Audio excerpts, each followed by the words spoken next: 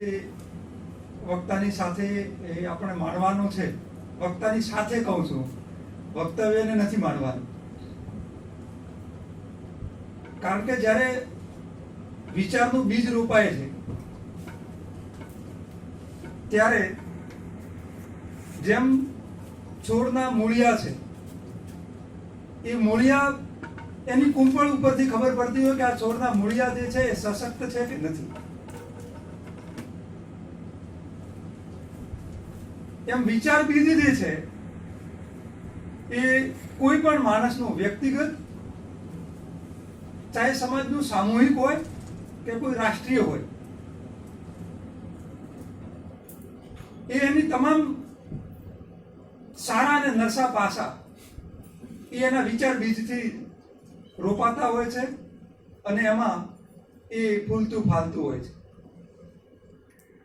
આ સંદર્ભે એવા સૌ સુજ્ઞજનોને મારા સાદર નમસ્કાર, પ્રણામ. યુનિવર્સિટી મારી માતૃ સંસ્થા છે અને માના ખોળે રમવા મળે તો કયા બાળકને ન ગમે. એટલે બુટાણી સાહેબથી માંડી અને યુનિવર્સિટી સાથે સંલગ્ન અધ્યાપકશ્રીઓ, પાછળ બેઠેલા વિદ્યાર્થી મિત્રો અને ભારતીય વિચાર મંચના સૌ સંવાહકોને મારા સાદર પ્રણામ. હિન્દુ ધર્મ ગ્રંથોના નાયક અને ખલનાયક, આવો એક ટોપિક મને વાત કરવા માટે અહીંયા મળ્યો છે. આમ તો મેં લીધો છે એમ કહું તો ચાલે, અધિકારપૂર્વક. હા, એટલું ખરું કે માસ્તર છે એ લોકો આપણું થોડુંક તો ન ચલાવે, એટલે મેં શીર્ષક એવું વિચારેલું, આપણા અસુરો. સુરોની વાત તો આપણે ખૂબ કરીએ છીએ, સુરની દેવતાની, પણ આપણા અસુરો કેવા જબરા છે એની વાત મારા મનમાં હતી. એટલે ચિરાગભાઈએ આને જરાક રૂપાળું, આપણે કાર્ડ બનાવીએ તો રૂપાળું બનાવીએ, ફોટામાં ભ્રમિત કરવાની આપણને જૂની ટેવ છે, એટલે પરણાવવા માટે પણ આપણે પહેલા ફોટો મોકલીએ, એટલે હું પણ એમાં ફસાઈ ગયેલો. એમ ઘણા બધા ફસાયેલા હશે, પણ અહીંયા રૂપાળું કાર્ડ કે રૂપાળું ટાઇટલ આપવા માટે આપણે એવું આપ્યું. પણ મારા મનમાં બહુ સ્પષ્ટ છે કે મારે આપણા અસુરો વિશે વાત કરવી છે. હા, એની સાથે સાથે નાયકની વાત પણ થશે જ, કારણ કે એના તો આપણે પ્રેમમાં હોઈએ. એ બધાના તો બધા જ પ્રેમમાં હોય. ભગવાન શ્રી રામ હોય, ભગવાન શ્રી કૃષ્ણ હોય, આપણા બધાના પ્રિય એવા અર્જુન હોય, યુધિષ્ઠિર હોય, કે પછી એવા એક એકથી ચડે એવા આપણા નાયકો, એ બધાના પ્રેમમાં તો હોઈએ જ. પણ મારે અહીંયા વિચાર મંચ છે એટલે વિચારમાં તો આપણને જુદો વિચાર રજૂ કરવાની છૂટ આપવામાં આવે. એટલે મને અહીંયા એ સ્વતંત્રતા 15 ઓગસ્ટ જાહેર થઈ છે મારા માટે, અને મને એ પૂર્ણ સ્વતંત્રતા સાંપડી છે એનો આનંદ પણ મને છે અને એનો લાભ પણ જરાક હું લઈશ. તો પહેલી એક સ્પષ્ટતા મારે કરવાની થાય કે આપ સૌમાંથી જે વડીલો આવ્યા હશે એમાંથી ઘણા બધાને એવું લાગતું હોય કદાચ કે ભારતીય હિન્દુ ધર્મના ગ્રંથો વિશે આ ભાઈ ખૂબ અધ્યયન એમણે કર્યું હશે. એવું બહુ નથી. અધ્યયનના નામે તો હજી મીંડાથી શરૂઆત કરીએ તો એ મારો હાલે તો માઇનસમાં જ મારી જાતને મૂકું. પણ અમારા સદનસીબ રહ્યા કે અમને એકથી એક ચડે એવા ઉત્તમોત્તમ શિક્ષકો મળ્યા. એમાંથી મારા પ્રાથમિક શાળાના શિક્ષક અહીંયા હાજર છે, એનો મને બહુ જ આનંદ છે અને હું એકવાર એમના માટે તાળીઓ વગાડવા માટે પણ કહીશ કે કિશોરસિંહ ચુડાસમા સાહેબ અહીંયા છેક ખાખરથી અમારા જેવા કેટલાય વિદ્યાર્થીઓના ઘડતરમાં જેમણે સિંહ ફાળો આપ્યો અને આજે પણ આપી રહ્યા છે. એવા ચુડાસમા સાહેબથી માંડી અને આ જ યુનિવર્સિટીમાં અમે જેમની પાસેથી ભણ્યા એવા ડોક્ટર દર્શનાબેન ધોળકિયા જેવા ગુરુજનો પાસે અમે જે કાંઈ સાંભળ્યું, જે કાંઈ નાનું મોટું વાંચ્યું, જે કાંઈ વર્ગોમાં વિચાર મંથન ચાલ્યું, એમાંથી થોડી વાતો આજે આપ સૌની સાથે મારે વહેંચવી છે. નાયક એટલે કે આપણે જેને હીરો કહીએ છીએ, એટલે એમના વિશે તો આપણે મેં કહ્યું તેમ ઘણું જાણીએ છીએ, પણ આપણે ત્યાં બે સંજ્ઞાઓ છે, એક દેવ છે અને બીજી દાનવ છે. અને તમે પ્રાસ મેળવવા જશો ને તો માનવ આમ તો એની વચ્ચે આવે, પણ પ્રાસની રીતે આપણો પ્રાસ કોની સાથે વધારે મળે છે. પણ વિચાર એ છે આપણા વેદોનો હોય, ઉપનિષદોનો હોય, એ બધાના સારરૂપ કહી શકાય એવી શ્રીમદ ભગવદ્ ગીતાનો હોય, તો એ છે કે આ બંને અંતિમોની વચ્ચે હે મનુષ્ય તું છો. એક તરફ આ શક્યતા છે દેવત્વ તરફ જવાની, અને બીજી તરફ દાનવત્વ તરફ જવાની પણ શક્યતા છે. આપણે સિરિયલોમાં તો અસુરોના સિંગડા ને એવું બધું ચિતર્યું છે, બનાવે આપણે અસુર બતાવીએ તો કેવા બતાવીએ, એટલે સિંગડા હોય, મોટા દાંત હોય. રાવણને આપણે 10 માથાવાળો બતાવીએ, કે બીજા બધા અસુરોને જે પ્રકારના આપણે કલ્પ્યા હોય એવા બતાવીએ. પણ આખરે તો એ મનુષ્ય છે. મનુષ્યમાં વૈદિક સાહિત્ય આપણું જે આપણને ઇંગિત કરવા માટે, વિચાર કરવા માટે પ્રેરે છે તે આ છે કે એક જ મનુષ્યમાં દેવત્વ પણ પડેલું છે અને દાનવત્વ પણ પડેલું છે. આપણી અંદર જ એવી વૃત્તિઓ પડી છે, પ્રેમ છે, મૈત્રી છે, કરુણા છે, એ બધી આપણને દેવત્વ તરફ લઈ જાય છે. અને રાગ છે, દ્વેષ છે, ક્રોધ છે, મોહ છે, માયા છે, અભિમાન છે, આ બધી આપણને દાનવત્વ તરફ લઈ જાય છે. હવે કઈ વૃત્તિઓને આપણે ઉત્તેજિત કરીએ છીએ, પોષણ આપીએ છીએ, એ તરફ આપણી દિશા રહેવાની હોય, બહુ જ સ્વાભાવિક રીતે. એટલે એ આપણા હાથની વાત છે. વાડીલાલ ડગલીનું એક નાનકડું પુસ્તક છે, બલકે પુસ્તિકા જ કહી શકાય, એવી સાવ નાની ચોપડી છે. એનું શીર્ષક બહુ મજાનું છે, તે છે આપણા હાથની વાત. એટલે કર્માધીન આપણે જે જન્મ્યા હોઈએ તે, પણ હવે આગળ જવું તે આપણા હાથની વાત છે. તો આ માનવમાંથી દેવત્વ તરફ જવું કે દાનવત્વ તરફ જવું, બંનેમાં તમે જુઓ, બંને એક્સ્ટ્રીમ છે અને બંનેમાં ખૂબ શક્તિઓ પડેલી છે. દાનવોમાં ઓછી શક્તિઓ છે એવું નથી. દેવોમાં શક્તિઓ છે તેમ દાનવમાં, ભગવાન શ્રી રામમાં શક્તિઓ છે તો રાવણમાં કઈ ઓછી નથી. યુધિષ્ઠિરમાં છે તો દુર્યોધનમાં ઓછી નથી. કૃષ્ણમાં છે તો કંસમાં કઈ ઓછી નથી. શક્તિઓ તો એમાંય છે. વાત ખાલી એટલી જ છે કે તમારી શક્તિને કઈ દિશામાં વાળો છો. સકારાત્મકતાની દિશામાં, વિધાયક ફોર્મમાં એને લઈ જાઓ છો, કે પછી વિનાશક ફોર્મમાં લઈ જાઓ છો. આ બંને વાતો મારે ખાસ પહેલા આરંભે કરવાની છે.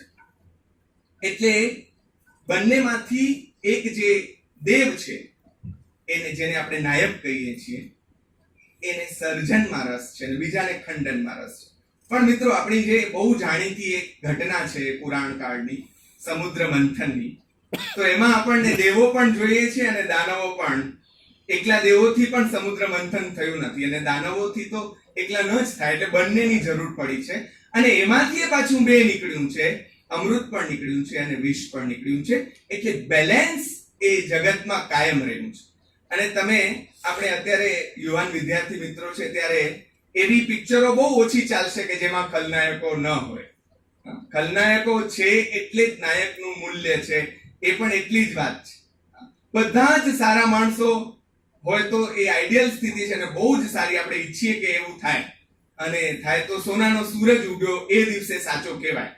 પણ સાચા માણસની, ખરા માણસની, મોટા માણસની ખરેખરી વેલ્યુ તો અમે લોકોએ કેટલાક નબળા લોકો સાથે પણ કામ કર્યું છે. અને આજે અમારા જૂના આચાર્યશ્રી પણ હાજર છે, રાજદીપસિંહ. ત્યારે મારે ખાસ એમનો આભાર એટલે માનવો છે કે એવા લોકો કેટલાક અમારી સાથે હતા નબળા, એટલે અમે લોકો થોડા વધારે આગળ આવી શક્યા. તો એ નબળાનો પણ રોલ છે આપણા વિકાસમાં. આપણે ઘણીવાર સબળાને જ પ્રાધાન્ય આપતા હોઈએ છીએ, પણ કોઈ નથી બોલી શકતું એટલે મને તક મળી છે. કોઈ ભાગ લેવા વાળો ક્લાસમાં છોકરો નથી એટલે હું જેવો તેવો ગાતો હું તો પણ સાહેબ કે કોઈ નથી તો તું ગાઈ તો નાખ, અત્યારે કાર્યક્રમ છે અને તારે બોલવું પડશે તો તું બોલી નાખ. તો કોઈ નથી એ અવસ્થા પણ આપણા માટે ઉપકારક હોતી હોય તો નકારાત્મક વ્યક્તિઓ જેને આપણે ગણીએ છીએ એવી વ્યક્તિઓ પણ આપણા માટે ક્યારેક આ રીતે ઉપકારક સાબિત થાય. એટલે આવા કેટલાક પાત્રો, આવા કેટલાક જેને આપણે અસુર કહીને સંબોધીએ છીએ, એવા કેટલાક પાત્રોની થોડીક વાતો મારી સમજણ મુજબની અને મળેલી સમય મર્યાદામાં મારે માંડવી છે. એક વાતે મને અમારા શિક્ષકોએ જે અમને અમારી અંદર પૂરી છે વિચાર રૂપે, એમાં અસુરો બહુ ગમે છે. સુર ગમે એના તો કારણો આપણી પાસે છે, પણ એક એનું કારણ એ છે કે એ લોકો બહુ ઉદ્યમી છે.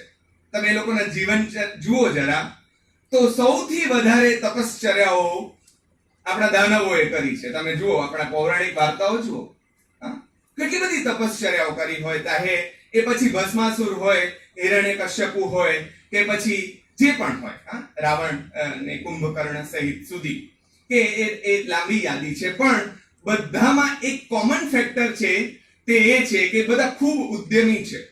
પાછા આ બાહુબલી પિક્ચર હમણાં જ ગઈ છે, એટલે બધા બાહુબલી છે. પોતાના બળ ઉપર વિશ્વાસ ધરાવનાર, પોતાના શ્રમ ઉપર, પોતાને કરેલી મહેનત ઉપર, અર્જિત કરેલા ધન ઉપર રમનાર, કોઈ કૃપાથી આપેલે નહીં, એ લોકોએ અર્જિત કર્યા છે. એટલે દેવોને જે દૈવત્વ છે એ કદાચ વરદાન રૂપે મળ્યું છે, પણ આમણે જે વૈભવ પ્રાપ્ત કર્યો છે એ અર્જિત કર્યો છે. પણ ફરક એટલે એ છે, દેવોમાં ને દાનવમાં આપણે કેમ દેવને પૂજીએ છીએ અને દાનવને પૂજતા નથી? કારણ કે એમને મળેલી શક્તિ જે છે એ શક્તિને કઈ દિશામાં વાળવી, આટલો જ વિવેક એ લોકો ચૂકી ગયા છે. આ જ વિવેક લગભગ દાનવોથી ચૂકાયો છે, કે એમને જે મહાપરાક્રમોથી, પરિશ્રમથી જે શક્તિઓ મળી, એ શક્તિઓને સાચી દિશામાં વાળવાને બદલે સંસારના નિયમોથી વિરુદ્ધ, કેટલાકને અમરત્વ જોઈતું હતું કે અમે મરીએ જ નહીં, એવા વરદાનો. જો તો આપણે પાસે હિરણ્યકશ્યપુ એનું ઉદાહરણ છે. અને મારે ખાસ કહેવું જોઈએ કે હિરણ્યકશ્યપુ કેટલા સ્માર્ટ છે, એ તો એના તરફ તો આપણને નજર જ નથી ગઈ. ભલે ભગવાન વિષ્ણુ એનાથી સ્માર્ટ છે, એ વાત જુદી બીજી છે, પણ આ કેટલા વરદાન માંગવું હોય તો કેવી રીતે મગાય? જરાક આપણે જુદા ચશ્મા પહેરીને વિચારીએ તો આપણને એમ થાય કે આને વરદાન માંગતા કેવું આવડે છે? દિવસે ન મરું, રાત્રે ન મરું, પ્રાણીથી ન મરું, માણસથી ન મરું, ઘરમાં ન મરું, ઘર બહાર ન મરું, આમ ન મરું, આમ ન મરું. He is very smart. પણ એને ભૂલે કરી. મને એકવાર મહાપુરુષોના સંદર્ભમાં વાત કરવા જવાની થયેલી, ત્યાં મેં બહુ વિવેકસર એ કહેલું કે તમામ અસુરો એ બાબત માટે મથતા રહ્યા કે અમે કેમ ન મરીએ, અને એના માટે આખી જિંદગી ખર્ચી નાખી, અને આખરે એ લોકોનું મૃત્યુ તો શાશ્વત સત્ય છે.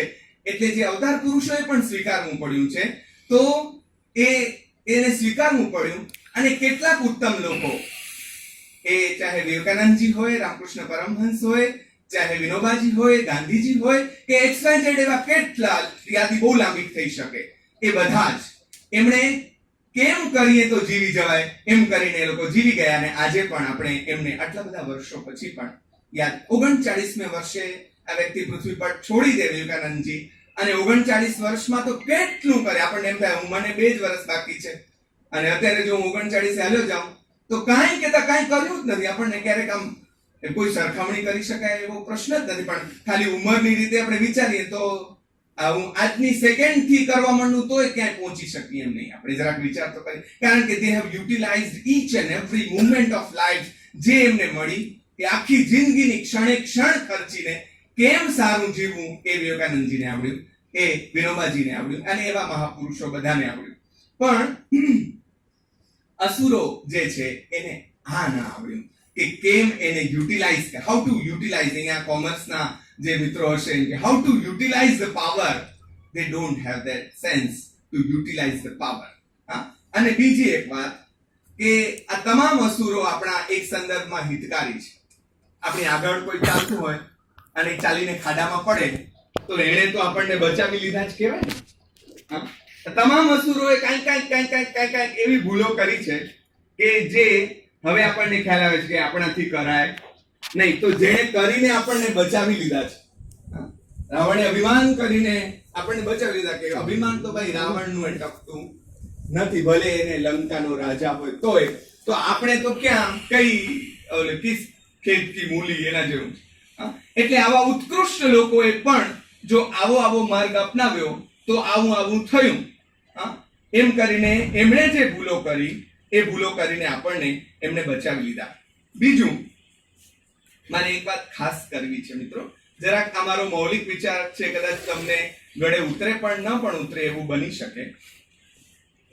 પણ તમામ અવતાર પુરુષો, એ જેટલા પણ 10 અવતાર કે એનાથી વધુ ઓછા જે અવતાર આપણે ગણતા હોઈએ, તે બધા આવ્યા કોના માટે છે? એ તમે જરા વિચાર કરશો તો તમને ખ્યાલ આવશે કે એ ભગવાન બધા માટે આવ્યા છે ભલે, પણ મુખ્ય અટ્રેક્શન કેન્દ્ર એ કોણ છે? પછી તો એ આવે છે એટલે તો બધાને લાભ થાય છે, પણ એ મુખ્ય કોના માટે આવ્યા છે? આ અસુરો માટે આવ્યા છે. એટલે તમે જુઓ, પરમ તત્વને જો આપણે ચાહતા હોઈએ અને એને પૃથ્વી પટ ઉપર લાવી શકનાર કોણ છે? તો આ લોકો બધા છે. પણ મારે એક વાત જુદી રીતે જરા એ કહેવી છે કે આપણે ઘણીવાર એમ કહીએ કે ભગવાન શ્રી રામ છે એ રાવણને મારવા આવ્યા, કે ભગવાન શ્રી કૃષ્ણ છે એ કંસને મારવા આવ્યા, કે XYZ છે એને મારવા આવ્યા. હું જરાક જુદી રીતે કહીશ કે એ મારવા નહીં પણ તારવા આવ્યા છે. મારે તો એ ભગવાન ન કહેવાય, મારવા નથી આવ્યા. વૈદિક પરંપરા પ્રમાણે આપણી માન્યતા એવી છે કે જેનું મૃત્યુ ભગવાનના હાથે થાય તેનો મોક્ષ થાય. આપણી આ માન્યતા છે, જેમાં તમે બધા નીચે સહી કરી દેશો. તો જેનું મૃત્યુ ભગવાનના હાથે થાય તેને મોક્ષ પ્રાપ્ત થાય. હવે આ એટલા બગડેલા સંતાનો છે કે એ પાછા સીધા વડે રસ્તે આવે, પછી નરસિંહ મહેતા થાય એટલે કે એના જેવા ભગત થાય, મીરાબાઈ જેવા ભગત થાય, અને પછી ધીરે ધીરે કરતા પાછા ઉપર ઉઠીને મોક્ષ સુધી પહોંચે. there is no possibilities. એવી કોઈ શક્યતાઓ છે નહીં. એટલે ભગવાન એના માટે ખાસ આવે. જો તમે આનું લોજિકલ કારણ હું તમને સીધું, ઘરમાં સૌથી ચાગલું સંતાન કોણ હોય? વધારે કેર માં કોની કરે? જે નબળું બાળક હશે એની. ભગવાન તો આપણો પરમ પિતા છે. એટલે એ પરમ પિતા, એને બરાબર ખબર છે કે આ નહીં સુધરે, કોઈ હિસાબે નહીં સુધરે. અને ગમે એટલા સંજોગો એવા આવશે ને તો એમાં બદલાવ નહીં આવે, તો પણ મારે તો એનો મોક્ષ કરવો જ છે, મારો સંતાન છે. એટલે ઈસાઈ જે પરંપરા છે, ખ્રિસ્તી પરંપરા, એમાં ભગવાનને એમણે પિતા કહ્યા. આપણે પણ પરમ પિતા ઘણી જગ્યાએ કહ્યા છે, પણ ત્યાં તો ફાધર એવું જ કહ્યું. કે ફાધર ફાધર ફાધર વારંવાર. કેમ ફાધર કહ્યું? કારણ કે ફાધરલી ફિલિંગ્સ છે એમાં. મધરલી પણ છે, પણ ફાધરલી ફિલિંગ્સ છે. એટલે ભગવાન જે કોઈ આવ્યા એ મારવા માટે નહીં પણ તારવા માટે આવ્યા છે. એની વાત મારે કરવી છે. પણ હવે એક પછી એક કેટલાક ગણેલા જાણીતા પણ ખરા, એટલે તમે એમાં સૂર પુરાવી શકો મારી વાતમાં. એવા જ હું થોડા પાત્રો પસંદ કરીને લઈ આવ્યો છું. એમાંના પહેલા હિરણ્યકશ્યપુ છે, જેના માટે ભગવાને નૃસિંહ અવતાર લેવો પડ્યો છે. એવા હિરણ્યકશ્યપુ, મેં તમને કહ્યું તેમ he is a very smart person. એટલા સ્માર્ટ છે કે વાત નહીં પૂછો. પણ એને હવે જો એના દીકરા છે. હવે બીજી વાત આપણને વેદો, પુરાણો કે આ કથાઓ આપણને એ કહે છે કે એવું જરૂરી નથી કે દાનવના ઘરે કે આનો દીકરો પછી આવો જ હોય. હવે એના ઘરે જે દીકરો જન્મ્યો છે એ પ્રહલાદ.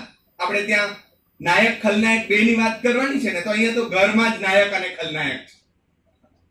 હિરણ્યકશ્યપુ એમ કહે છે કે હું મારા પ્રદેશનો તો નહીં, પણ મારા આખા પૃથ્વી પરનો, બ્રહ્માંડ સમસ્તનો હું રાજા અને હું જ ભગવાન.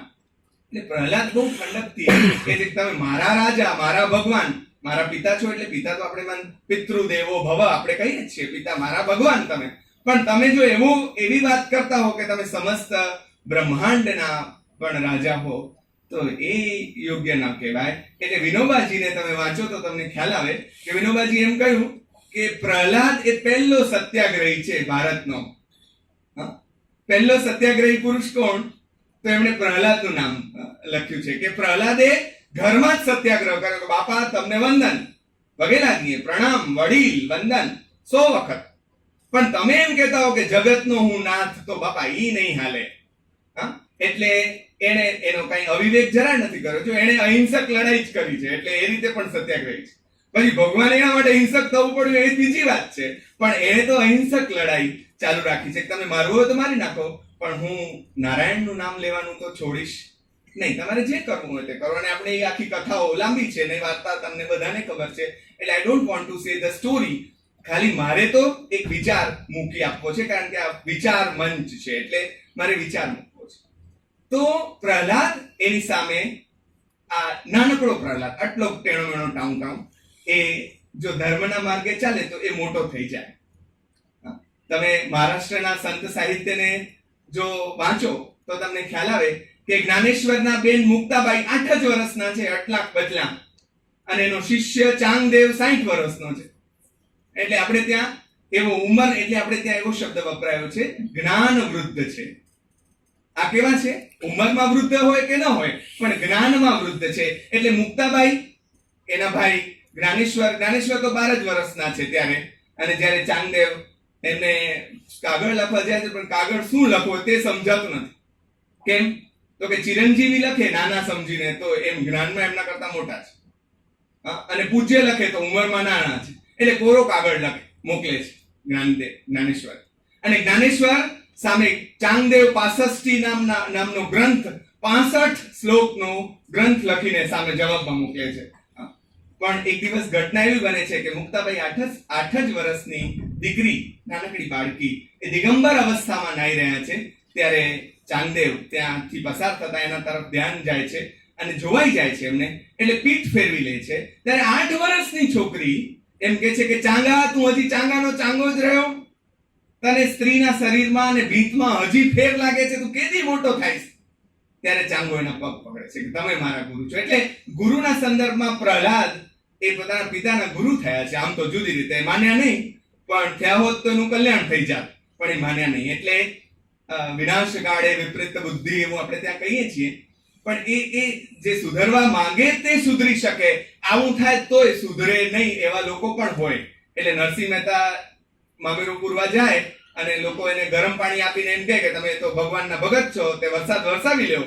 અને ખરેખર બિચારા એમ કે એમ ભલે ત્યારે જેવી હરીચ્છા કરીને મલ્હાર ગાય અને વરસાદ પડે પણ ખરો, તો લોકો એમ કે આ તો માવઠું થયું હશે, આ કઈ નાના ગાવાથી કઈ વરસાદ પડતા.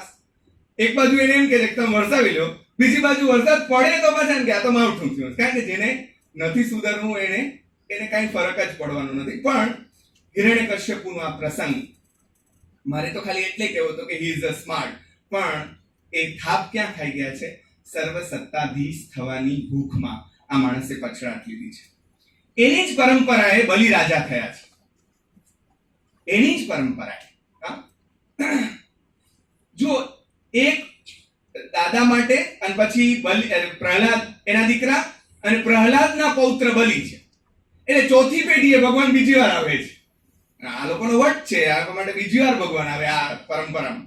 આપણને દેખાય પણ, અને આપણને 5 મિનિટ એવું થાય કે હું કઈક કરીએ તો આવતા હોય તો હું એમાં મંડી પડું, પણ એમ કઈ આપણા માટે આવે નહીં, કારણ કે આપણને એ લોકો જેવા એક્સ્ટ્રીમ થતાય આવડે નહીં પાછું.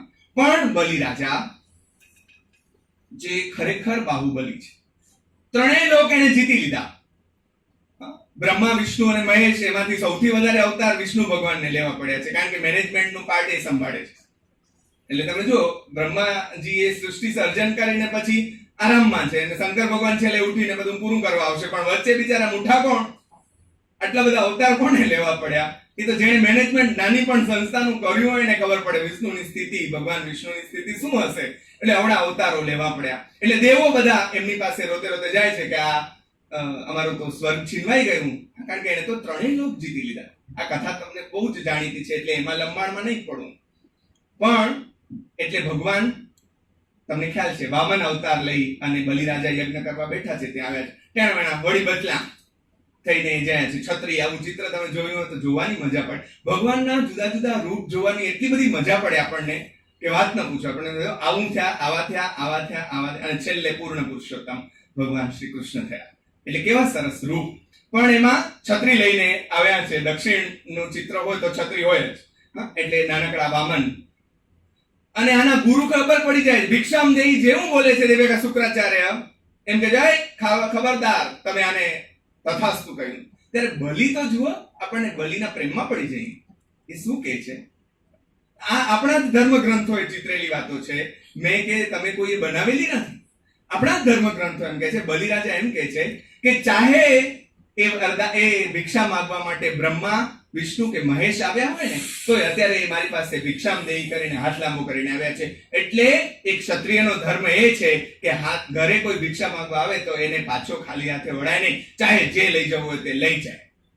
એટલે ગુરુને કહે છે માફ કરજો, પણ અહીંયા મારે તથાસ્તુ કયા વગર ચાલશે નહીં. શુક્રાચાર્ય બધાના જ ગુરુ. તમે કથાઓ વાંચશો ને તો શુક્રાચાર્ય છેક થી નીચે સુધી બધાના એક જ ગુરુ છે.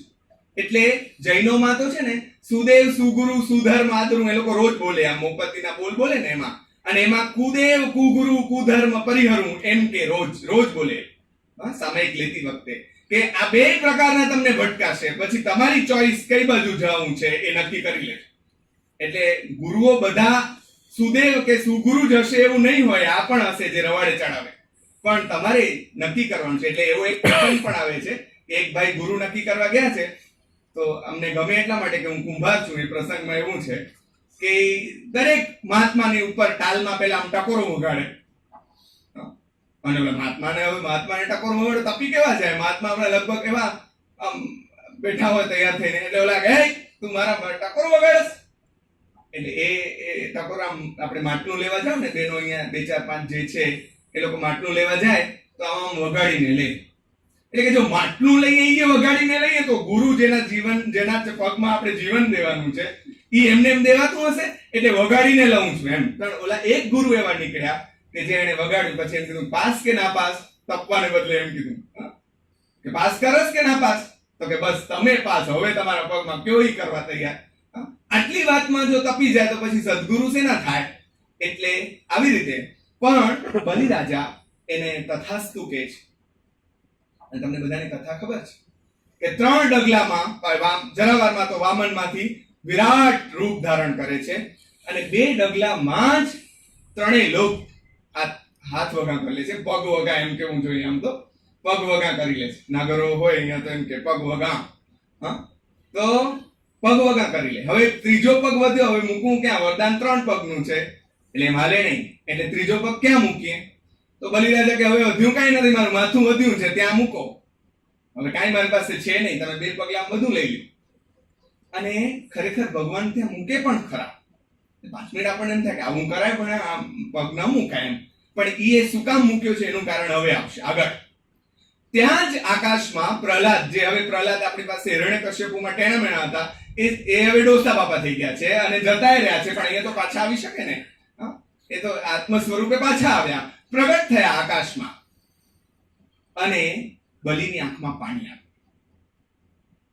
અમને આ પ્રસંગ FY માં દર્શનાબેન ગંગા સતીનું ભજન ભણાવતે કહેલું, મેરુ તો ડગે પણ જેના મનનો ડગે મરને, ભાંગી રે પડે ભરમાંડ રે. આ ભજન ભણાવતે કે કેમ ભાંગે નહીં માણસ? કેમ ના ભાંગે? ભલે ને મેરુ તો મેરુ ભાંગી જાય, આ બધું થઈ જાય, પણ જેના વિપદ પડે પણ વણસે નહીં જેને, ઈ તો હરિજનના પરમાણ. હરિજન કેવો હોય? હરિનો માણસ જરા વાતમાં વણસી જાય, હરિજન ન હોય. ગંગા સતીના મતે એ જરા વાતે આમ બગડી પડે એમ ન હોય. ગમે એવું આકાશ તૂટી પડે તો એ વણસે નહીં. જરાય એને અવાજમાં ફરક ન પડે, જરાય એની વાત કરવાની સ્ટાઇલમાં ફરક ન પડે, એની મૃદુતામાં ક્યાંય ફરક ન પડે. આ હરિજન હોય. એટલે અમને બેન સમજાવતા એમ કહે છે કે આટલું થઈ ગયું, બધું છીનવાઈ ગયું, તો આ બલિ જુઓ તો ખરા, મનનો કેવો મક્કમ છે કે જરાય દસનો મસ ન થયો, પણ એની આંખમાં પાણી આવ્યા એટલે જરાક વાર રાજી થઈ ગયા. વામન અવતારમાં આવેલા આપણા ભગવાન એમને કીધું કે જોયું ને તારી આંખમાં પાણી. એટલે એ બહુ જ વિવેકપૂર્વક એમ કહે છે કે માફ કરજો, તમને એમ લાગતું હોય કે તમે મારું બધું લઈ લીધું એટલે હું રોયો છું, તો એ વાતમાં ખાંડ ખાવ છો એમ. કેમ? તો કે હું એટલા માટે નથી રોતો કે તમે મારું બધું લઈ લીધું, પણ આકાશમાં મારા દાદા પ્રગટ થયા છે, અને આજની તારીખ સુધી ક્યારે એવું નથી બન્યું કે મારા દાદા આવ્યા હોય અને ઊભા થઈને મેં એમને વંદન ન કર્યા હોય. આજે તમારો આ જમ જેવો પગ મારા માથા ઉપર છે, એટલે ઊભા થઈને મારા દાદાનો સત્કાર, એમને વંદન મારાથી નથી થઈ શકતા, એટલે મેં વિવેક ભંગ કર્યો છે, ઔચિત્ય ભંગ કર્યો છે. એના અમારી આંખમાં આંસુ છે. હવે આને આપણે અસુર કહીએ છીએ, અને આપણા બાપ દાદાને આપણે અહીંયા હાઈ ક્લાસ માવતરના મેળે મૂકી આવીએ એમ કરી નામ રૂપાળું આપી દઈએ, અને આપણે પોતાની જાતને માનવ એટલે કે અસુરથી ચડિયાતા બતાડીએ. તો મારે જરાક પ્રશ્ન મને અને આપણને બધાને એ કરવો છે કે મોટો કોણ છે? જેનું બધું છીનવાઈ ગયું એ માણસ એને એમ કીધું કે આ તો તમે પગ ઉપાડ્યો નથી, મારામાં તાકાત એટલી છે ને 5 મિનિટમાં હું બધું પાછું જીતી લઈશ. પણ મને દુઃખ આ વાતનું છે કે મારા દાદાનો મારાથી અવિવેક જિંદગીમાં પહેલી વાત થઈ ગયો. આ દાદાનો આટલો અવિવેક જે માણસ ન કરે તેને આપણે કઈ રીતે કહી શકીએ? આવો બલિરાજા છે. એટલે એની થોડી વાત મારે તમારી સમક્ષ માંડવી હતી. રાવણની થોડી વાત કરી લઈએ. રાવણ વિશે તો ઘણું બધું લખાયું પણ છે, પોઝિટિવલી પણ લખાયું છે, પણ મહાપંડિત છે. અને એવો રાવણ કે જેના પિતા ઋષિ છે એટલે બ્રાહ્મણ છે, અને માતા એટલે સુર અસુર બેયનું એ સંમિશ્રણ છે. તો એ કેવું હોય એના પરથી તમને થોડો અંદાજ એમ પણ પ્રકાંડ પંડિત છે. ભગવાન શિવના પરમ ભક્ત છે. આ બધા જો શિવના પરમ ભક્ત છે, કેટલાક બ્રહ્માના પરમ ભક્ત છે, અને એ લોકોએ તપશ્ચર્યાઓ કરી છે, તો આ લોકોએ વાલા દવલાનું કર્યો, ભેદ નથી કર્યો, તપશ્ચર્યા કરી તો એને વરદાન. પછી એ વાત જુદી છે કે એ લોકો એનો યોગ્ય ઉપયોગ ન કરે તો એનો રસ્તો પણ એ લોકો પાસે હોય, ભાઈ એ પાછું વિષ્ણુ ભગવાને કરવો પડે, એ વાત જુદી છે. વરદાન એ જો કોઈએ વરદાન માટે ભગવાન વિષ્ણુની તપશ્ચર્યા કરી એવું બહુ કિસ્સા ક્યાંક બનતા, પણ ભક્તો બધા વિષ્ણુના ચાહક. પણ આ બધા અસુરોએ કોની તપશ્ચર્યાઓ કરી? મોટે ભાગે ભગવાન શિવ અને ભગવાન બ્રહ્મા, એટલે બ્રહ્મા જે ઘડાઈતા છે એ. પણ આ રાવણ, એનામાં જો ઘમંડ ન હોત, દૂષણ વ્યક્તિને કેવા અધોગતિના માર્ગે લઈ જાય છે, એનું એક ઉત્કૃષ્ટ ઉદાહરણ તે રાવણ છે. પણ આમ પ્રકાંડ પંડિત છે, અને બીજું પોતાની બેનનો બદલો એને વાળવો છે, એના અપમાનનો. એટલે તો કે આણે આમ કર્યું તો હું આ આપણી વૃત્તિ છે કે આણે આમ કર્યું ને તો હું આમાંથી આજે માણસ બહાર નથી નીકળ્યો. અમારા પરિવારોમાં આપણને એમ થાય કે અમારા કોઈ સગાએ એની ઘરવાળીને માર્યો હોય તો એનો છોકરો આવીને મારી દાદીને મારી જાય, કે તમારો દીકરો મારી માને મારે છે ને તો તમને ખબર પડે કે માને મારે ત્યારે શું થાય, તો હું તમને બટકું ભરું એટલે ખબર પડે તમને. આવો આપણે માણસ છીએ. રાવણ પણ એ રીતે માણસ હતો. એટલે એણે આમાંથી બહાર નથી નીકળ્યો. જ્યારે એની સામે આપણા જે નાયકો છે એ નાયકોએ એક તરફ રાજ્યાસન મળવાનું હોય ને એ જ સેકન્ડે જો એમને એમ કે રાજ્યાસન નથી મળવાનું, ઓકે, આ સ્વીકાર વૃત્તિ જે આપણા નાયકોમાં છે એ આપણા ખલનાયકોમાં નથી. આ બે વચ્ચેનો પાયાનો ભેદ છે. અને આપણને તો અયોધ્યા ત્યાગની વાત જ બધાને દેખાય છે, પણ એનાથી મોટો ત્યાગ તો લંકાનો છે. કારણ કે અયોધ્યા તો એમને વારસામાં મળવાની હતી, લંકા તો એમણે અર્જિત કરેલી હતી. એને 5 મિનિટ એ માણસનું છોડવું એ જ સ્વભાવ હોય, એ માણસ બાંધવામાં ક્યાં માને? નહીતર લંકા તો એમને કાયદેસર જીતેલી હતી ને, તો ત્યાં રાજ્ય કરી શકાય, બાપાને મોકલાવી શકાય સંદેશો કે વાંધો નહીં, હવે અયોધ્યામાં તમે કન્ટિન્યુ કરો, ભરતને આપણે અહીંયા સોનાની લંકા લીધી છે, એવું કહી શક્યા. એક સેકન્ડ ત્યાં રાજ્ય કરવા માટે રોકાયા નથી વિભીષણને આપી, કારણ કે એમને તો ત્યાગમાં જ રસ છે. ભોગમાં રસ હોત તો હાઈ ક્લાસ કેસ ન કર્યો હોત કે મારો હક પેલો થાય, તમે વરદાન દઈ દીધું એમાંથી શું થાય, આપણે તો 4 ભાઈ 4 ભાગ કરો, એવું કહી શક્યા હોત. પણ તો એ નાયક ન બને. નાયક કોણ બને? અમારા રાપરમાં ત્રિકાલદાસજી મહારાજ કરીને એક સંત છે, દરિયાસ્થાન મંદિર ટ્રસ્ટના. એ એકવાર જૈન મુનિ પાસે, અમારા એક મહારાજ પાસે આવે ને એમને કીધું કે મને જરાક તમે કોઈ બાધા આપો, એમ કે એ મહારાજ સાહેબનો સંથારો હતો ને દેહ છોડવાના હતા, બહુ સ્વૈચ્છિક રીતે કે બસ હવે શરીર છૂટી રહ્યું છે, એનો સ્વીકાર. તો એની પાસે પહોંચ્યા અને એમ કીધું કે મને કઈક બાધા આપો. એટલે એમ કીધું તમે તો રામની વાર્તા કરો છો, બધે કથા કરો છો રામની, તો તમારા જીવનમાં જ્યારે પણ ત્યાગ કરવાની, છોડવાની કોઈ કસોટી એવી ઊભી થાય કે મારે હવે છોડવું પડે છે, મારા છોડવાથી સારું થઈ શકે એમ છે, તો ત્યારે છોડી દેજો, એવી બાધા. ખસી જવાની કળા આપણને ભગવાન શ્રી રામ અને ભગવાન શ્રી કૃષ્ણ શીખવાડે છે. ખસી જવાની એટલે કેવી ખસી જવાની ખબર છે? રથ માંથી ઉતરે ને રથ બળી જાય, કેમ? તો કે મારા નિશાનીએ રહેવી ન જોઈએ એમ.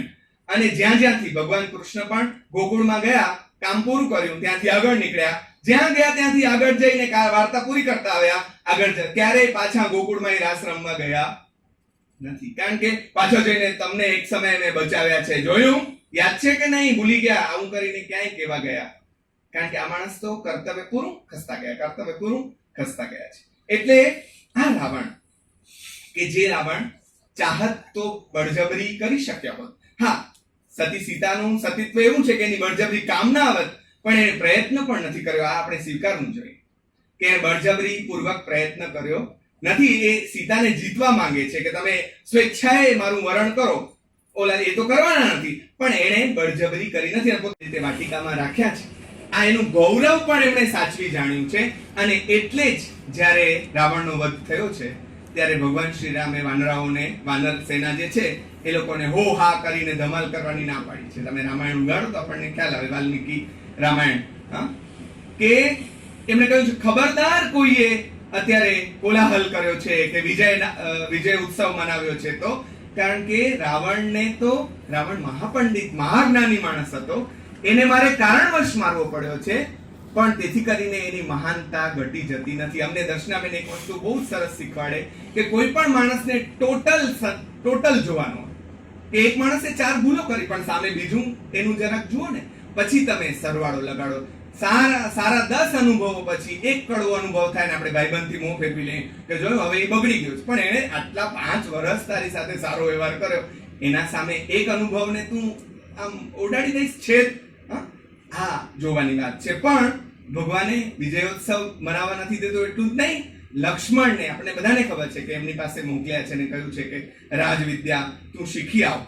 રામાયણ વિશે બેનનું વ્યાખ્યાન અમારી કોલેજમાં હતું ત્યારે એમણે બહુ સરસ એક વાત કરી હતી જે મારે અહીંયા ખાસ કહેવી જોઈએ. એ હતી કે વાલ્મીકી રાવણનું પણ એવું જ વર્ણન કરે છે અને રામનું એની જગ્યાએ વર્ણન કરે છે, રાવણનું એની જગ્યાએ કરે છે. અને વાલ્મીકીને જે કહેવું છે તે આ છે કે બેયમાં સદ અને અસદનો માત્રા ભેદ છે. આ વાત હું રિપીટ કરીશ કે બેયમાં સદ અને અસદનો માત્રા ભેદ છે. રાવણમાં સદની માત્રા ઓછી છે અને અસદની માત્રા વધી ગઈ છે. ભગવાન શ્રી રામમાં સદની માત્રા પરાકાષ્ઠાએ છે અને અસદની માત્રા બિલકુલ નથી. એટલે સદની માત્રા જો વધી જાય તો તમે એ દૈવત્વ તરફ જઈ શકો ને અસદની માત્રા વધી જાય તો આ તરફ જઈ શકો. બસ ફરક આટલો જ છે સદ અને અસદની માત્રામાં. તમે કોમર્સ વાળા જે ઓલા બનાવે ને ગ્રાફ, એમાં આનો ગ્રાફ અહીંયા આ બાબતમાં નીચો છે ને આ બાબતમાં ઊંચો છે. અને નેગેટિવ સેન્સમાં જો તો રાવણનો ગ્રાફ ઊંચો છે ને રામનો સાવ નહીવત છે કે છે જ નહીં એમ કહીએ તો ચાલે. એવું જ બીજું પાત્ર મારી પાસે હવે 15 મિનિટ બચી છે. તો કુંભકર્ણનું છે, જેને આપણે લગભગ ઊંઘણસિંહ તરીકે હાઈ ક્લાસ સ્થાપિત કર્યું. કોઈને બહુ નીંદર આવતી હોય તો આપણે એનું નામ પણ પાછા કે આ તો કુંભકર્ણ જેવો છે. આજ પછી નહીં બોલતા, નહીં તો હું કેસ કરીશ. કારણ કે કુંભકર્ણ કેવો ઉત્તમ છે એનું ઉદાહરણ આપણને રામાયણ ઉગાડીએ તો આપણને ખ્યાલ આવે છે. એક તો પહેલી વાત, દરેક અસુરોની જેમ એ તપસ્વી તો છે જ, એની સાથે બીજા સાથે જરાક ચીટિંગ પણ થઈ છે. એ ચીટિંગને આપણે બાજુ પર મૂકીએ. ઇન્દ્રાસનને બદલે દેવી સરસ્વતીજી જીભ ઉપર બેસીને નિદ્રાસન બોલાવી દે છે અને પછી બિચારો એટલે કઈ ઊંઘણસિંહ સ્વેચ્છાએ નથી. સ્વેચ્છાએ ઊંઘણસિંહ નથી, ઊંઘણસિંહ તો એને બનાવવામાં આવ્યો છે એટલે એ બને જ. પણ કેટલો અંદરથી જાગૃત છે એનું એક ઉદાહરણ મારે તમારી સમક્ષ મૂકવું છે કે જ્યારે રામ રાવણનું યુદ્ધ ચાલે છે ત્યારે એક પછી યોદ્ધાઓ ખપતા આવે છે અને હવે કુંભકર્ણને ઉઠાડવામાં આવે છે. એનું આખું દ્રશ્ય અમારી કવિતાઓમાં તો જે બતાવે આપણે એમ થાય કે વાહ વાહ, આપણી આંખ સામે આપણને દેખાય. અને સિરિયલો જોવા કરતા રામાયણ છે કે જે પણ આપણા બધા ગ્રંથો છે એ એટલા માટે વાંચવા જોઈએ કે કવિ આપણને જેમ બતાડવા માંગે છે ને તે આપણે જોઈ શકીએ અને આપણી આંખના રામ, આપણી આંખના કૃષ્ણ, આપણી આંખના આ બધા પાત્રો હોય. ઓલા તો ડાયરેક્ટરે, પ્રોડ્યુસરે જે આપણને બતાડ્યા હોય રૂપાળા મસ્ત એ જોઈશે. હવેના બધા અવતાર પૂર્વ બધા 6 પેક્સ હશે. હવે પાંડવો બતાવે તો બધા 6 પેક પાંડવાસ એવું હવે આવે. પણ પહેલાના પાંડવો આપણા બિચારા જરાક એના કરતા પહેલાની સિરિયલો જુઓ, અભિનય તરીકે બહુ સરસ, પણ એવા કઈ પહેલાના જૂના હીરો જુઓ તમે, હવે હીરો તરીકે ક્યાંય ના હાલે. સમી કપૂર ને બધા અવળા જાડા, આપણે આના પ્રેમમાં પડે કોણ? પણ એ બતાડે એમ કે આવડા ધબલા ને ડાન્સ કરવાનું કે તો ડાન્સ કરતા ના આવડે એ લોકો. આટલા આવા અત્યારના હીરો જેવા દેખાવડા હતા ને. પણ આપણે મૂળ કવિ જે આપણને બતાડવા માંગે છે એ કવિના નાયક નાયિકા કે એના ખલનાયક એ બધાને જોઈએ તો મજા પડે કે ઓહો આ તો આવો, અને પછી આપણી કલ્પનાના કૃષ્ણ બને, આપણી કલ્પનાના રામ બને. પણ કુંભકર્ણ એને ઉઠાડ્યો છે ત્યારે જે બધું થયું છે એ વર્ણન આખું બહુ લાંબુ છે, પણ એ બધા તમને જાણીતું હશે એમ સમજીને આગળ વધીએ, અથવા ન હોય તો ઘર લેસનમાં શિક્ષક તરીકે વાંચવા માટે. તો એ ઉઠે છે અને જુઓ ઉઠતા મેઘ, એને ખ્યાલ છે કે ભાઈ મારો રાવણ એટલો પોતાના ભાઈને ચાહે છે. ભાતૃ પ્રેમમાં આપણે બીજા બધાના ઉદાહરણો આપીએ છીએ ને, રામ અને લક્ષ્મણના તો આપીએ જ.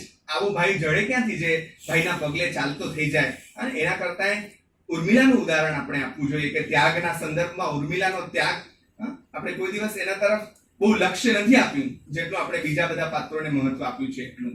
પણ કુંભકર્ણ પણ એવું જ ભાઈ છે, ઉત્તમ ભાઈ છે. કેમ? તો કે મારો ભાઈ જો મને ઉઠાડતો હોય તો નક્કી બહુ મોટી કંઈક તકલીફ હોય તો જ, નહીતર મારો ભાઈ મને એટલો ચાહે છે કે ક્યારે મને ઊંઘમાંથી ઉઠાડે જ નહીં. એટલે પહેલા જ સીધો બેવાકડો થઈને કે ભાઈ આજ્ઞા કરો, શું છે? તમે બોલાવ્યો, મને ઉઠાડ્યો, શું છે? કોણ, કેમ, શું આપદા આવી પડી છે? ચાલો. એટલે ભાઈ આખી કથા કરે છે કે આમ થયું અને હવે આ ચડી આવ્યા છે ભાઈ આખી સેના અને આપણા આટલા આટલા ગયા છે, હવે નેક્સ્ટ વારો આપણો છે, તમારે જઈને બધાને પતાવી દેવાના છે. એટલે કુંભકર્ણ ત્યારે જે બોલે છે મિત્રો, એને અસુર ઠરવા દે એવું નથી. હા? કુંભકર્ણ એમ કહે છે કે મોટા ભાઈ તમને વંદન, પ્રણામ, પગે લાગીએ મોટા છો એટલે, પણ તમે જ્યારે માતા સીતાનું હરણ કરવા જતા હતા ત્યારે તમને 5 મિનિટ એમ નથી કે જરાક ઊભા કરીને પૂછી લઈએ કે આવું કરાય કે નહીં? હા? ત્યારે જરાક તમે પૂછી લીધું હોત ને તો હું તમને કહેત કે ક્યારેય ધર્મવાન પુરુષો આવું અધર્મયુક્ત આચરણ ન કરે. બીજી વાત, ધારો કે માણસ છીએ આપણે, તમારાથી ભૂલ થઈ ગઈ, હજી તમારા હાથમાં બાજી છે, સીતા માતાને સગૌરવ તમે ભગવાન રામને પરત કરી દો અને આ યુદ્ધને અહીંયા પૂરું. એટલે ઓલા તપી જાય છે કે તારે શું લડવું નથી, આમ નથી કરવું, તું આવો થઈ ગયો છે, સુઈ સુઈને એવી બધી વાતો ચાલે છે. એટલે ઓલા કહે છે કે ના એવું નથી, તો ચાલો હવે હું યુદ્ધ કરવા જાઉં છું, તમને પગે લાગુ. માતાને પણ હાઈ ક્લાસ ઠપકો આપ્યો છે. રામાયણ સિરિયલમાં પણ તમે જોશો ને તો એ બે વચ્ચેનો સંવાદ બહુ સરસ જોવા જેવો. એટલા ઊંચા છે કે ઓલા મેડીમાંથી એની સાથે વાત કરે છે, એવું દ્રશ્ય બતાડ્યું છે સિરિયલમાં. એટલે કેટલી એમની હાઈટ, બોડી શું હશે એનો આપણને અંદાજ આવે. પણ એને તમે ભૂલી જાઓ, પણ એનો સંવાદ જે છે એ મજાનો છે. પણ ભાઈને એમ કહે છે કે હવે તમારી આજ્ઞાથી હું જાઉં છું, એવો લડીશ કે સામેવાળાને નાકે દમ આવી જશે અને બધા એક મિનિટ તો એમ સમજી લેશે કે હવે આપણે ગયા સમજો એમ. એટલે બધાને નાકે દમ લાવી દઈશ, પણ મારા તમને આ છેલ્લા પ્રણામ હશે, કારણ કે હું જીવતો પાછો આવીશ નહીં. એનું કારણ એ છે કે વિજય હંમેશા ધર્મનો થાય છે અને આપણા પક્ષે ધર્મ નથી, એટલે આપણો વિજય નહીં થાય. માફ કરજો. તમે જુઓ, આને તમે કેમ અસુર કહો કે આ અસુર છે? એ વાત જુદી છે કે એને એના પક્ષે લડવું પડ્યું છે, એનો ભાઈ છે એટલે એના પક્ષે મરવું પડ્યું છે, પણ આ માણસ પાસે આ સત્વ છે. એટલે મારે એમ કહેવું છે કે જો આપણા ધર્મ ગ્રંથોના ખલનાયકો આવા હોય તો નાયકો તો ભગવાન શ્રી રામ જેવા હોય ને. નાયક આવા ઉત્તમ કેમ છે?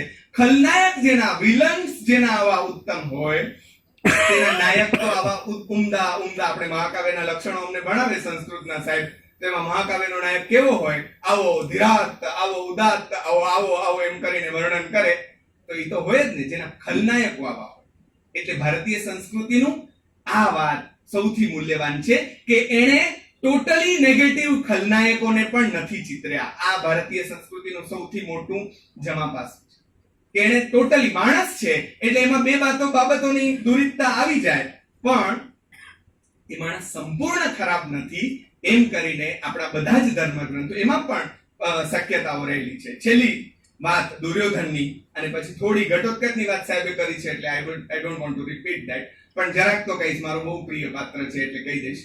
પણ દુર્યોધન અને યુધિષ્ઠિર એક તરફ ધર્મ જેના પર્યાય રૂપ કહી શકાય એવા યુધિષ્ઠિર છે. કેવા છે યુધિષ્ઠિર? મહાભારતનું યુદ્ધ નાયક અને ખલનાયક બે કહેવાના છે ને, તો એટલે આમ બોલવાનો તો પણ બે શીર્ષક આપી દીધું તો હવે યુધિષ્ઠિરનો કહી દઉં, કારણ કે મારા તો પરમ પ્રિય છે.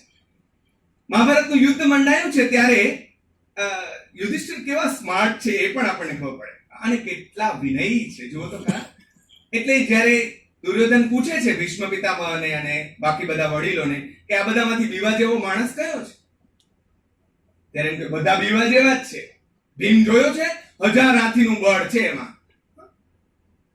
અર્જુન બ્રહ્માસ્ત્ર લઈને આવ્યો છે, હા કેવા અસ્ત્રોને, અને આમાં મહાબાણાવળી છે. કૃષ્ણ એમની પક્ષે છે એટલે એનાથી સૌથી બીવા જેવા તો એ છે. ભલે કઈ નથી કરવાના છતાંય, હથિયાર ઉપાડવાના નથી છતાંય એમની ડર લાગે. આ આવા છે. પણ એ બધાને અમે પહોંચી વળશું, તું ચિંતા કરતો નહીં. ડરવા જેવો એક જ માણસ છે અને તે છે યુધિષ્ઠિર. કેમ? તો કે એની પાસે સત્યનું એટલી તાકાત છે, ધર્મની એટલી તાકાત છે કે એ માત્ર વિચાર કરશે ને કે આ લોકો બધા નાલાયક લોકો છે અને એનું ધનોત નીકળી જવું જોઈએ, તો એના વિચાર માત્રથી આપણે રાખ થઈને ઉડી જશે. એ ખાલી વિચારશે તોય. પણ તું નિશ્ચિંત રહેજે, એ માણસ ક્યારે આવો વિચારશે જ નહીં. એટલે આપણે ત્યાં બે શબ્દો આપણે ત્યાં આપણા ધર્મગ્રંથોએ આપ્યા, એક નિર્ભય અને બીજો અભય. જૈનોમાં આ શબ્દ વધારે પ્રયોજાય છે, અભયદાન. જેનાથી શત્રુઓ પણ અભય છે એ યુધિષ્ઠિર છે. યુદ્ધમાં સ્થિર અમસ્તા નથી, જે માણસ જીવનના યુદ્ધમાં પણ સ્થિર છે. અને જે માણસ સ્વર્ગ પુત્ર માટે, જેને ખબર નથી કે એના પિતા છે, પુત્ર માટે જે સ્વર્ગને બાજુ પર મૂકી દે એવો બીજો માણસ શોધી તો લાવો. અમારા બેનને કોઈકે પૂછ્યું હતું કે આ મહાભારત ને એ બધું થયું હશે? આ બધા કઈ થયા ન હોય, આ કેવા બધા બનાવીને બધી વાર્તાઓ કરી છે. એટલે દર્શનાબેન કે સાચી વાત છે, ન પણ થયા હોય, આવી કલ્પના કરી તો લાવો. કે આટલી ઉદાત્ત કલ્પના કે હિમાલયમાં એક પછી એક બધા પડતા આવે અને છેલ્લે પુત્રો અને યુધિષ્ઠિર બચે અને સ્વયં ઇન્દ્ર તમને તે એકમાત્ર અવતાર પુરુષોએ બધાએ શરીર છોડ્યું છે, એકમાત્ર યુધિષ્ઠિર સદે સ્વર્ગમાં ગયા છે, એકમાત્ર. કેમ? તો મહાભારત ના નાયક વ્યાસ એમ કહેવા માંગે છે કે ધર્મ ક્યારેય મરે નહીં. યુધિષ્ઠિર કોના પ્રતીક છે? ધર્મના. એટલે કેમ એને સદે સ્વર્ગમાં મોકલ્યા છે? તો કે ધર્મ ક્યારેય મૃત્યુ પામતો નથી. પણ એની પરીક્ષા જુઓ, છેલ્લા શ્વાસ સુધી થઈ છે. એને કહ્યું કે આ પુત્રાને અમે ન લઈ જઈએ સ્વર્ગમાં, આવું તો એકલા આવો તો કે તમારું સ્વર્ગ તમને મુબારક, આપણે આ બેઠા હિમાલય બરાબર છે, આપણને હાલશે. એટલે ઓલા કે બાપા કોક પરીક્ષામાં તો તું નાપાસ થા, પણ નાપાસ થાય એનું નામ યુધિષ્ઠિર નહીં. અને પુત્રામાંથી ધર્મરાજ પોતે. અને એટલું જ નહીં, આની પરીક્ષા હજી આગળ ચાલે છે. જરાક ઉપર ગયા ને સ્વર્ગમાં, તો સ્વર્ગમાં ભાઈઓ પત્ની કોઈ છે નહીં. એટલે બધા કે આ ક્યાં? અર્જુન, ભીમ, દ્રૌપદીજી બધા ક્યાં છે? તો કે એ લોકો બધા છે ને થોડુંક કઈક પાપ કર્યું છે એટલે થોડોક સમય નરકમાં રહેશે, પછી આવશે. તમે અહીંયા શાંતિથી બેસો, એમ તમે અહીંયા શાંતિથી બેસો. તો કે ના, એક કામ કરો, તમે મને નરકમાં મૂકી આવો. હું એમ નથી કહેતો કે એ લોકોને સ્વર્ગમાં લઈ આવો, પણ જે ભાઈઓએ જીવનભર મારો સાથ નથી છોડ્યો એ સ્વર્ગ માટે હું એનો સાથ ન છોડું. તો વ્યાસ એમ કે છે, ઓલા એમ હાથ જોડીને કે બાપા તમારી મહેરબાની, કારણ કે તમે નરકમાં જાશો તો નરક સ્વર્ગ થઈ જશે, તમારી મહેરબાની. ઓ લોકોને લઈ આવીને 5 મિનિટ ઉભા રહ્યો, આ લોકોને હમણાં લઈ આવી છે. આ મારી સ્ટાઇલમાં હું કહું. પણ આ જેનો પ્રતાપ છે એ યુધિષ્ઠિર, એની સામે દુર્યોધન બીજો છેડો છે. પણ એક સંદર્ભમાં દુર્યોધન આપણા કરતા ચડિયાતો છે. એ સંદર્ભ છે કે દુર્યોધન દંભી નથી. ભારતને સૌથી મોટો રોગ જો કોઈ લાગુ પડ્યો હોય તો એ દંભનો છે. ઉપર એવું રૂપાળું આપણે ચિતરીએ, અંદર જે સડો હોય તે, અને બહારથી તો આપણે એટલા સરસ લાગીએ કે વાત ન પૂછો. દુર્યોધન આપણને એટલું શીખવાડે છે કે દંભ તો ન કરો, જાનામી ધર્મમ નચમે પ્રવૃત્તિ. આવું એને કહી દીધું ખુલ્લે આમ કે મને ધર્મ શું છે એ ખબર નથી, એવું નથી. યુધિષ્ઠિર જેટલું હું જાણું છું, પણ કરીશ નહીં. આપણી સ્થિતિ આવી જ છે. ધર્મ આપણને કોઈને સમજાવવો પડે એમ છે? આપણને બધી ખબર છે, આપણે બધા કઈ માઠા તોડી છીએ. આપણને બધી ખબર છે કે શું કરાય ને દારૂ પીવાય કે ન પીવાય આપણને ખબર નથી, જુગાર રમાય કે ન રમાય આપણને ખબર નથી, આમ કરાય એ બધી આપણને ખબર છે, પણ આપણાથી થઈ નથી શકતું. અને પાછો આપણે રોડ એવો કરી જાણે આપણે કશું જ કરતા નથી. આ દંભમાંથી મુક્ત થવા માટે આપણે દુર્યોધનના શરણે જવું પડે કે ભાઈ તું અમને સાચું બોલતા. અને જ્યાં સુધી આપણે સ્વીકાર નથી કરતા ત્યાં સુધી એમાંથી બહાર નથી નીકળી શકતા. એટલે સ્વીકાર એ પહેલી શરત છે. દુર્યોધન પાસેથી જો આપણે એટલું શીખી લઈએ તો પણ આપણું કલ્યાણ થાય. ઘટોત્કચ, કર્ણ, ભીષ્મ, કેટલા બધાની વાતો મારે કરવાની થાય, પણ 5 મિનિટ છેલ્લી છે એટલે એમાં હું બીજી જ એક વાત પૂરી કરું. મારી વાત, એક છેલ્લી વાત આપણા કચ્છના ઉદાહરણ સાથે, અને એમાં પણ નજીકના ઉદાહરણ સાથે. એમ ન લાગે કે આ બધા તો બધી જૂની વાતો થઈ, એમ આપણને લાગતી નથી, કારણ કે આપણી પાસે શ્રદ્ધાનું બળ છે. પણ છતાંય આવું હમણાં બને એમ કોઈ નાનું બાળક પૂછે કે આ તો બરાબર, પણ હમણાં એવું કઈ થાય? ભારતીય પરંપરા જે આપણને શીખવાડે છે તે આ છે. ઉમાશંકરે જેનો પડઘો પાડ્યો અને એણે એમ કહ્યું, હણોના પાપીને દ્વિગુણ બનશે પાપ જગના, લડો પાપો સામે વિમલ દિલના. આપણે ક્યાં ચૂકી ગયા? આપણે વ્યક્તિ વિરોધી થયા, વૃત્તિ વિરોધી થવાનું ભૂલી ગયા. એટલે આજે આપણે રાવણને બાળીએ છીએ. રાવણને નથી બાળવાનો, રાવણની વૃત્તિને બાળવાની છે. અને મારે એક વાત સવિનય કેવી છે કે આપણે શું કામ દ્વેષ કરીએ? ભગવાન રામ 5 મિનિટમાં ભૂલી ગયા છે. 5 જ મિનિટમાં વાર્તા પૂરી કરીને એને તરત માફ ન કર્યો હોત તો લક્ષ્મણને મૂકી શક્યા હોત. 5 જ મિનિટમાં વાર્તા પૂરી થઈ અને એને ભૂલીને તરત માફ જ કરી દીધો હોય. આમ તો કલ્યાણના ભાવ સાથે જ એનું મૃત્યુ થયું છે, પણ છતાંય એને માર્યો એમ સમજ્યો હોય તો તાર્યો જ છે, પણ છતાંય 5 જ મિનિટમાં ભૂલી ગયા. આજે આપણે એવા દ્વેષની સાથે, મારે આ વિચાર મંચ ઉપર એક વિચાર એ વહેતો કરવો છે કે આપણે આ અસુરોને આજે નેગેટિવ સેન્સમાં જોઈએ છીએ.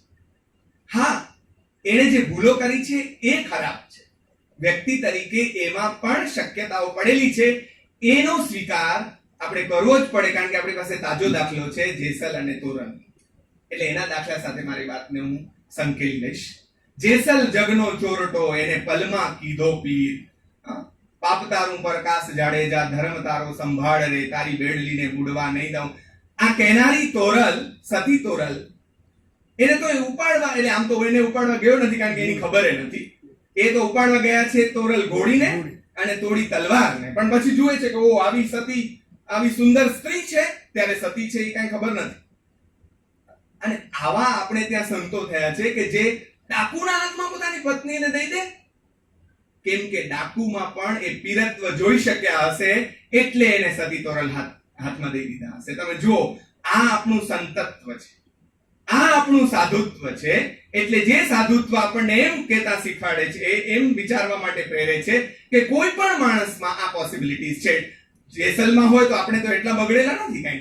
જેસલ જેટલા મથે જવાર સતી રાણી, એટલા કુકર્મો મેં કર્યા, એમ કરીને જે આખી પોતાનું પાપ પોકારે છે, એ જેસલમાં પણ જો જગના ચોરટામાંથી પીર થવાની પોસિબિલિટીઝ હોય તો આપણામાં પણ છે જ ને. એટલે આપણા ખલનાયકોને ચિતરીને આપણા ધર્મગ્રંથો એમને ધિક્કારવા માટે આપણને પ્રેરિત નથી કરતા. આપણને એમ કહે છે કે જો આ લોકો આ માર્ગે ગયા ને તો એનું આ પરિણામ આવ્યું, અને આ દેવો, આ નાયકો જુઓ ધર્મના માર્ગે ચાલ્યા તો એનું આ પરિણામ આવ્યું. બોલ, તારે કયા માર્ગે જવું છે? નરસિંહે તો આપણો નક્કી કરવાનું આપણા ઉપર છોડે. વૈષ્ણવ જન તો તેને રે કહીએ, પીડ પરાઈ જાણે, પર દુખે ઉપકાર કરે, મન અભિમાન ન માણે, ન આણે, પરસ્ત્રી જેને માત, પરધન ન ચાલે હાથ. આવો વૈષ્ણવ જન હોય. પછી કઈ એક જણ ને સાહેબ આવો અને તમને અહીંયા મશીનમાં ચેક કરીને તમે વૈષ્ણવ છો કે નહીં એનું સર્ટિફિકેટ નરસિંહ મહેતા આપવા બેસે નહીં. Now you have to decide કે are you Vaishnav or not. પર સ્ત્રી ઉપર હજી નજર જાય છે તો વૈષ્ણવ નથી. પરધનને જોઈને જરાક લલચાઈ જાય છે તો નથી. એ તમારે જ નક્કી કરી લેવાનું હોય. એટલે આપણા ધર્મગ્રંથોએ આપણને પૂર્ણ સ્વતંત્રતા આપી કે ભાઈ આ માર્ગ છે અને આ માર્ગ છે. નાયકો આવા એકથી એક ઉદાત્ત નાયકો આપણી પાસે આપ્યા, અને એવા ખલનાયકો આપ્યા કે જે ખલનાયકો સર્વાંશે દુષ્ટ નથી, પણ એક એક પાસું કોઈનામાં કાંઈ, કોઈનામાં કાંઈ, કોઈનામાં કાંઈ એવું મૂક્યું અને એનું પરિણામ એવું તમને બતાડ્યું. એટલે તમને ખ્યાલ આવે કે જો આ માર્ગે જઈશું, હજી આપણે જો ઘમંડ ન છોડતા હોઈએ તો રામ રાવણની કથામાં શીખ્યા શું? હજી આપણે અમુક પ્રકારનું અભિમાન ન છોડતા હોઈએ, કે હજી મારી તારી ન છોડતા હોઈએ, બાપ દાદાની મિલકતમાં મારો ભાગ આટલા ટકા ને મારો, તો આપણે મહાભારતમાંથી શીખ્યા શું? વાત આ છે. એટલે નાયક ખલનાયક બેને મૂકીને આપણા ધર્મગ્રંથના કરતાઓ, એ મહાકવિ વ્યાસ હોય, વાલ્મીકી હોય, વેદવ્યાસજી કે બીજા જેટલાય આપણા કવિઓ થયા ધર્મગ્રંથોના, શાસ્ત્રોના, એ બધાએ શું કહ્યું? અહીંયા જે આપણું મુખ્ય આનો ભદ્રા કૃતવયંતો વિશ્વતઃ, એટલે સારું તો જ્યાંથી મળે ત્યાંથી, આમાંથી ચાલો ખલનાયકોમાંથી મળે છે તો એમાંથી પણ લઈ લો, આમાંથી મળે છે તો આમાંથી પણ લઈ લો, અને તારો જીવન વિકાસ કરતો જા, કરતો જા, કરતો જા, કરતો જા. આવી શીખ આપનાર આપણા ધર્મગ્રંથો છે. એટલે પણ ફરક ક્યારે પડશે? ઉત્તિષ્ઠ જાગ્રત, ઉભો થા, જાગ અને કરવા માંડ. ત્યારે કરવા નહીં માંડીએ તો ભાષણોથી રમજાનનું કલ્યાણ થવાનું હોત તો મેં તો કેટલાય આપી દીધા ભાષણો. તો એ ન થાય, કરવાથી થાય. અને આપણે કરવામાં ચૂકી જઈએ. ભગવાનના માર્ગે ભગવાનની પૂજા સાચી કઈ? જૈનો વિશે મારે જ્યાં જ્યાં વાત કરવા જવાની થાય ત્યાં છેલ્લી વાત કરીને મારી વાત સંકેલું કે એ કઈ સાચી પૂજા? એમની આરતી ઉતારવી તે અહોભાવ વ્યક્ત કરવાની પૂજા છે.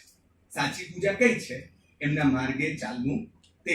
આપણે ભગવાન શ્રી રામ પાસે, કૃષ્ણ પાસે, ભગવાન કૃષ્ણએ 99 ભૂલો માફ કરી છે, તો આપણે 5 તો કોઈ નહીં કરી શકીએ કે નહીં? 6 તો કોઈ નહીં કરી શકે. એક ટાર્ગેટ રાખો, 10 ભૂલો કરશે ને પછી હું મારું, આપણી પાસે સુદર્શન નથી પણ જે હોય તે ધોકો એ ઉપાડીશ, છેવટે હાથ ઉપાડીશ, પણ 10 સુધી તો હું જવા દઈશ. આવો તો સંકલ્પ આપણે લઈ શકીએ કે નહીં?